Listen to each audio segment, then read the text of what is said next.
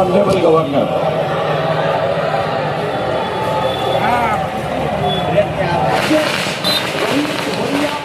সকল শ্রেণীর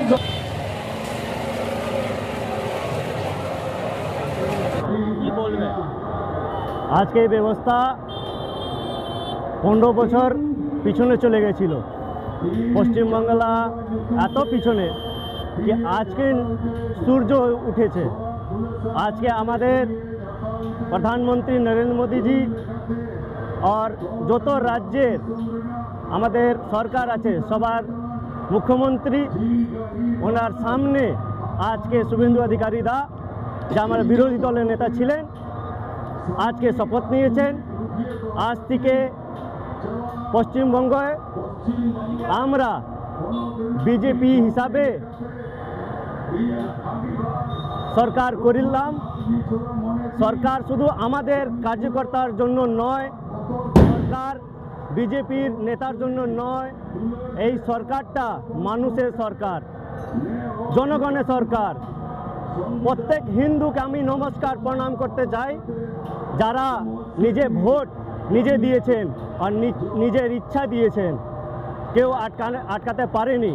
দেখা যাচ্ছে যে আসানসোল দক্ষিণের বিধায়ক অগ্নিমিত্রা পৌল কিন্তু কি বলবেন? আমি এইটাই বলতে চাইছি, অনেকজন অগ্নিমিত্রাদিকে হ্যারাস করেছে, বলেছে কি অগ্নিমিত্রাদি কোনো দিন 5 বছরে দেখা যায়নি। আপনাকে একটাই কথা বলতে চাইছি, 2021-এ অগ্নিমিত্রাদি 4,500 ভোট থেকে জিতেছিলেন আর 2026 বিধানসভায় 40,000 প্রায় 40,000 ভোটে জিতেছেন। এইটা তো মানে পাবলিক দেখেছে, পাবলিকের মাঝখানে এসছে, পাড়া পাড়া দিদিভাই করেছেন। বিরোধী সব বলেছে কি দিদি দেখতে চাইনি 5 বছরে, দিদি দেখতে পেয়েছে মানুষ, এই জন্য 40,000 ভোট থেকে লিড দিয়েছে, ওনাকে জিতিয়ে বিধায়ক করেছে, মন্ত্রী করবে। তো আজ আপনারা কি করলেন? আজকে আমরা অনেকজন আমার কার্যকর্তা ভাই দাদা দিদি সবাই কলকাতায় গেছেন শপথ গ্রহণে।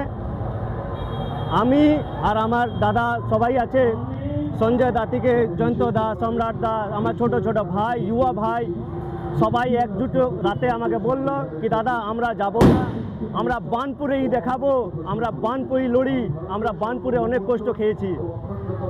আজকে আমি লাইভ এলইডি টিভি ওয়াল লাগিয়ে বানপুর স্টেশন রোডে এই লাইভ পথসভাটা আমি করলাম। কেন শপথ গ্রহণ আমাদের জন্য, আমরা তো যেতাম, পাবলিক যেতে পারতো না, এই জন্য এই পাবলিকের জন্য পথসভায় আমরা এলইডি ওয়াল লাগিয়ে শপথ গ্রহণটা লাইভ করলাম। আপনার নাম আর? আমার নাম ব্রিজেশ কুমার বর্মা, আমি মন্ডল 2-এ জেনারেল সেক্রেটারি।